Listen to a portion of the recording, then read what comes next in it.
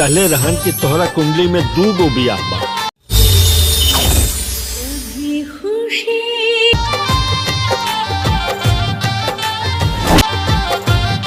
दूसर बियाह करला हो सकेला कि ओकरे से संतान हो जाए।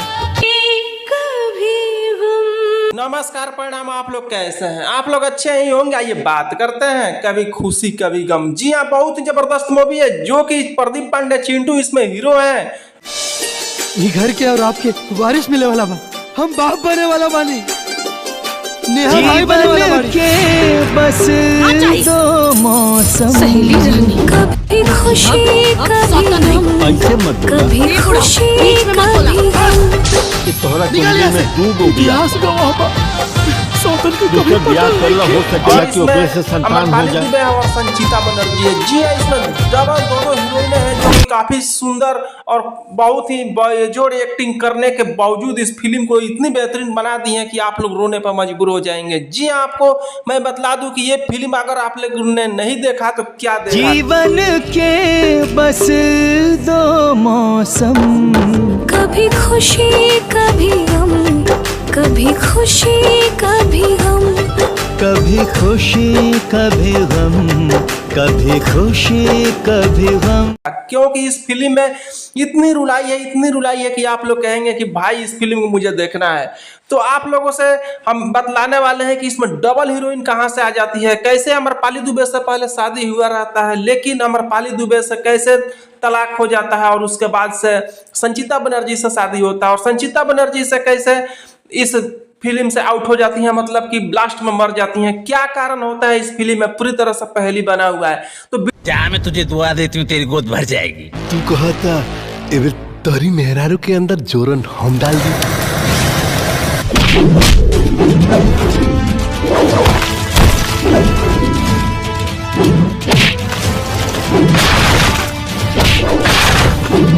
वीडियो में पूरी तरह से बने रहिए। हम इसी वीडियो में बतलाने वाले हैं इस फिल्म में कि क्या क्या होता है और ये फिल्म टीवी पर कब चलेगा और सिनेमा घरों में किस तारीख को चलेगा।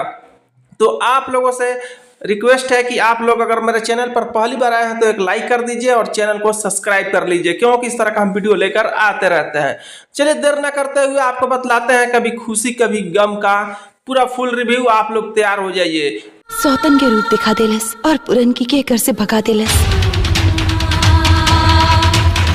कि इस प्रेगनेंसी से उसकी जान को खतरा है। माई हक जाती है गो, माई के न जिंदगी बचाई वो है माई। तो इस फिल्म में प्रदीप पांडे चिंटू जो रहते हैं अपने माँ बाप का इकलौते रहते हैं, और इनकी घर में बहुत ही दिनों से शादी की चर्चा चल रही होती है, लेकिन ये फोटो बार बार इधर उधर करते रहते हैं और कहते हैं कि मुझे अभी शादी नहीं करना है। लेकिन अमरपाली दुबे के जो ही इनकी फोटो आती है और ये पहले से ही माने शादी भी करने के लिए तैयार भी रहते हैं। ये भी अपने दिल में अमरपाली दुबे को बैठाए रहते हैं, अपने अपने इश्क में ये लोग पागल रहते हैं। और धीरे से जब घर के लोगों के द्वारा उम्मीद जगती है कि हाँ इसी से शादी होगा, तो इनके खुशी के ठिकाना नहीं रहता है और शादी हो जाती है।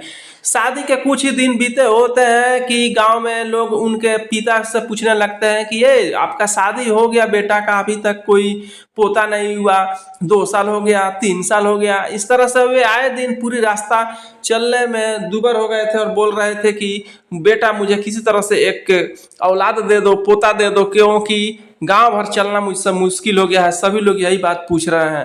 तब प्रदीप पांडे चिंटू कहते हैं कि अच्छा कोई बात नहीं है, हम कोशिश कर रहे हैं, लेकिन कितना भी कोशिश करते हैं उनको बाल बच्चे नहीं हो रहे होते हैं। अब इस तरह से अमरपाली दुबे को कहते हैं कि तुम में कमी है, तो वो बोलती है कि आप में कमी है, और ये दोनों डॉक्टर के पास जा जाकर दिखलाते हैं। और इस सब में होता यह है कि प्रदीप पांडे चिंटू सही पॉजिटिव आते हैं, इनका कोई भी दिक्कत नहीं रहता है, और अमरपाली दुबे का भी पूरा सही आता है। लेकिन अब करें तो क्या करें, तब भी गर्भ नहीं ठहरता है, मतलब कि गर्भवती नहीं होती है। अब यहाँ पे होता है कि बहुत जगह झाड़ फूक वाले के पास भी जाते हैं लोग, और यहाँ पे जब अमरपाली दुबे झाड़ फूक वाले के पास जाती है तो वो बहुत ही ड्रामा इतना बतलाता है कि 21 दिन तक खाना खाना नहीं है, मतलब खाना खाना है, अल्प मात्रा में खाना खाना है, दंडवत करना है, पूजा करना है, लाल साड़ी पहनना है। इस तरह से बहुत सारे ऐसे ऐसे बातें बतलाता है जिससे कि ये कर कर के भी थक जाती हैं, लेकिन एक भी बाल बच्चे नहीं होते हैं।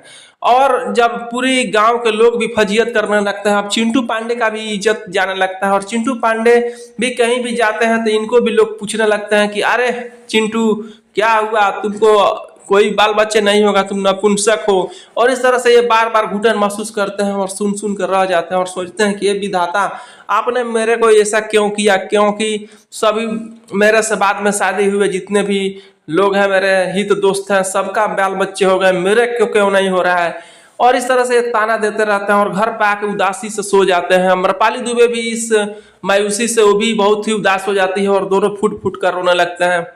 मतलब इस फिल्म में दिखलाया गया है कि औलाद जिसको नहीं होता है उसको कितनी तरह से तकलीफें सहनी पड़ती है। जिसके औलाद नहीं होते हैं वही इस फिल्म को समझ सकते हैं, या जिनकी शादी हो गई हो और उनके 1-2 साल हो गया शादी करने के बाद और बाल बच्चे नहीं हो रहे हैं, उस तरह का फिल्म महसूस कर सकते हैं जिस तरह से इस फिल्म में दिखलाया गया है। अब यहाँ पर चिंटू पांडे पूरी तरह से भाव विभोर होकर रोने लगते हैं और अम्रपाली दुबे भी साथ साथ में रोने लगती है। और इस तरह से अब करें तो क्या करें, अब कहते हैं कि कुछ ना कुछ हो, अब हम लोग यहाँ से गांव छोड़कर ही चले जाएंगे। लेकिन घर में जो भी बड़े रहते हैं कहते हैं कि इस पतों से लड़का नहीं हो रहा है तो क्या है, लग रहा है कि हमें बचपन में एक पंडित जी आए थे और बतलाए थे कि तुम्हारे बेटे का 2 शादी लिखा हुआ है। और यही बात आंगन में कहते हैं अपने पतों और बेटा के सामने, जो इसमें का चिंटू पांडे का पिताजी है। उसके बाद से सभी लोगों के मन में होता है कि एक सुंदर लड़की से फिर शादी होगा। और बाल बच्चे नहीं होने की वजह से संचिता बनर्जी से शादी के लिए दिन रखा था और संचिता बनर्जी फिर चिंटू पांडे का प्यार जगने लगता है। और धीरे धीरे चिंटू पांडे क्या करते हैं कि संचिता बनर्जी से शादी कर लेते हैं और संचिता बनर्जी से शादी करके आते हैं और उसके साथ रहने लगते हैं। और धीरे धीरे जब रहने लगते हैं और अम्रपाली दुबे से जब वे कटे कटे रहते हैं, उनसे वो प्यार वाली बातें नहीं करते थोड़ा सा। अब प्यार तो बढ़ ही गया क्योंकि 2 शादियां हो गई तो एक बीवी के पास भी जाना है और दूसरी पहले से ही थी और नहीं है तो थोड़ा सा ज्यादा उधर लुभाने लगे। और इस तरह से अब अम्रपाली दुबे इसमें पूरी नाराज हो जाती है और बोलती है कि इस घर में या तो मैं रहूंगी या तो ये रहेगी, क्योंकि मुझे अब घुटन महसूस नहीं हो रहा है और मेरे दिल इतने टिस टिस करके दर्द हो रहा है कि मैं ही समझ रही हूँ। इस तरह से वो पूरी तरह से तैयार होकर घर से भागने लगती है। और इस तरह से चिंटू पांडे पैर और पकड़ करके उसको किस तरह से मना उना करके रखते हैं और बाद में कहते हैं कि ठीक है मैं उससे ज्यादा प्यार नहीं करूंगा। और इस तरह से उसे दिलासा देकर घर में रखते हैं। धीरे धीरे बहुत ही समझाने बुझाने के बावजूद भी अम्रपाली दुबे घुट घुट के जी रही होती हैं। लेकिन बाद में पता चलता है कि अम्रपाली दुबे तो नहीं, संचिता बनर्जी जो नई नई शादी होकर आई रहती है दूसरी पत्नी, वो पेट से हो जाती है, मतलब गर्भवती हो जाती हैं और कहती हैं कि मैं माँ बनने वाली हूँ। लेकिन जो संचिता बनर्जी रहती हैं उनको बहुत बड़ी कैंसर की बीमारी रहता है और वो जानती रहती हैं कि मैं आखिरी स्टेज पर हूँ और मैं बचूंगी नहीं। और इसीलिए अम्रपाली दुबे जब घर से बाहर जाने लगती हैं तो ये कहती हैं कि नहीं, उनको जाने मत दीजिए, क्योंकि लोग क्या कहेंगे कि नई वाली आई है तो पुरानी वाली को भगा दी, मेरा भी इंसल्ट ही होगा और आपका भी इंसल्ट ही होगा। भले ही हमसे आप मत मिलिए जुलिए, मैं केवल आपके बच्चे को जन्म दे दूंगी और इस दुनिया से चली जाऊंगी। ये बात जब कहती है तो सारे लोग चौंक जाते हैं, ये क्या हो गया।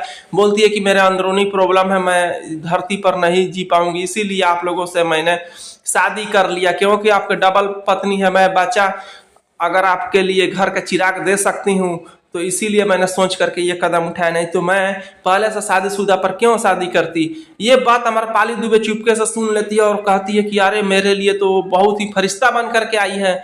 और इस तरह से वो पूरा प्यार दुलार करने लगती है। और इस तरह से दोनों दयादिन, मतलब नहीं सौतीन कहेंगे इसमें, दोनों सौतन एक साथ रहने लगती है और चिंटू पांडे को पूरी तरह से खुश करके घर में किलकारियां गुजरने लगती है। और इस तरह से सभी लोग खुश हो जाते हैं।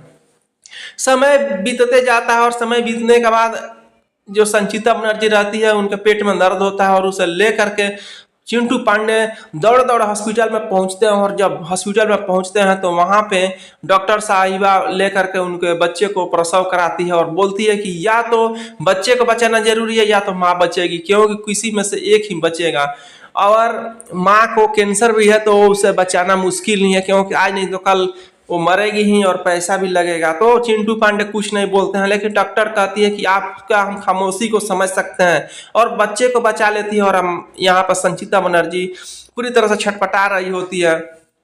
यहाँ पे अमरपाली दुबे जाकर के मंदिरों में जाकर के पूजा करती हैं और कहती हैं कि मेरे कुछ भी हो, मेरे जो सौतन है, मतलब मेरी जो दूसरी मेरे पति का दुल्हन है, उसे बचा लीजिए, कुछ भी हो जाए। और इस तरह से बहुत ही रोती है, भाव विभोर हो जाती है। लेकिन ऊपर वाले का कुछ अलग ही मंजूर होता है और वो हमेशा के लिए इस दुनिया को छोड़कर चली जाती है। अब यहाँ पर चिंटू पांडे पूरी तरह से चीख चीख कर रोते हैं और बोलते हैं कि ये क्या हो गया। और इसी समय चिंटू पांडे लगते हैं रोने, अमरपाली दुबे भी रोने लगती है। और इसी समय सब लोग घर के लोग आ जाते हैं और एक बच्चा भी बेटा हो जाता है। और कहते हैं कि कभी खुशी कभी गम, जिंदगी में कभी खुशी कभी गम आते ही रहता है। और पूरी तरह से रोने लगते हैं और रोते हुए उनके लाश को ले जाते हैं और अंतिम संस्कार करते हैं, उनके फोटो को सजा कर रखते हैं। और इस तरह से घर में अमरपाली दुबे फिर से मम्मी बन जाती हैं, मतलब कि अपने सौतन के बेटा को अपने माँ बन जाती है। क्योंकि वो मरने के पहले ही अमरपाली दुबे से कह देती है कि मैं तो मर जाऊंगी,